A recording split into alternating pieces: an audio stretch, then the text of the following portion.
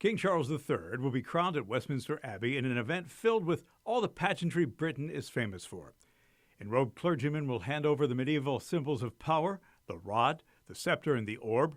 Brass bands and soldiers in bearskin hats will march through the streets, and presumably the new king and queen will end the day by appearing on the balcony of Buckingham Palace to wave to the cheering crowds.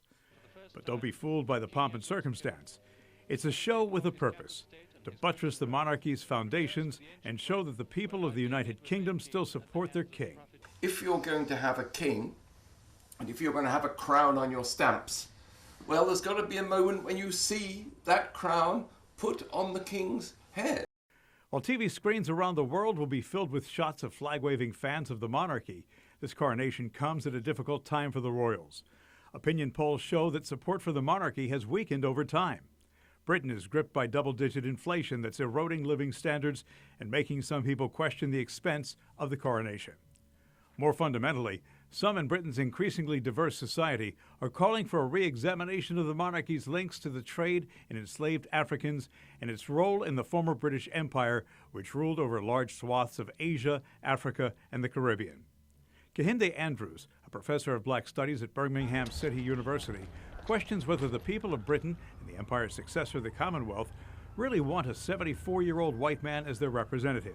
Look, if you really were serious about saying, look, we want anti-racist future, there's absolutely no place for this terrible institution. King has tried to address some of those concerns by promising to open the royal archives to researchers studying the royal family's links with slavery.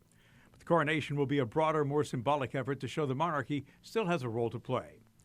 The crowning of Charles and Camilla, the Queen Consort, will feature many of the elements of coronations past.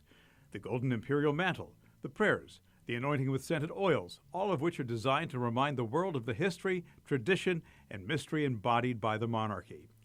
But the festivities have been tailored to better reflect the modern face of Britain, where about 18% of the population now describe themselves as belonging to an ethnic minority. That compares with fewer than 1% when Charles' mother, the late Queen Elizabeth II, was crowned in 1953. For the first time, religious leaders representing the Buddhist, Hindu, Jewish, Muslim, and Sikh traditions play an active role in the ceremony. The music will feature pieces written and performed by artists from each of the UK's 4 nations and throughout the Commonwealth. Symbolically, Charles will open the service by facing a young choir boy and pledging to serve, not to be served, and he has scrapped the centuries-old tradition of having the most senior members of the aristocracy pledge their loyalty to him. Instead, the congregation and those watching at home will be invited to pledge allegiance to the king. All of this, the history of the monarchy, changes in British society, and even the family drama will be on people's minds Saturday as they watch the coronation pageant unfold.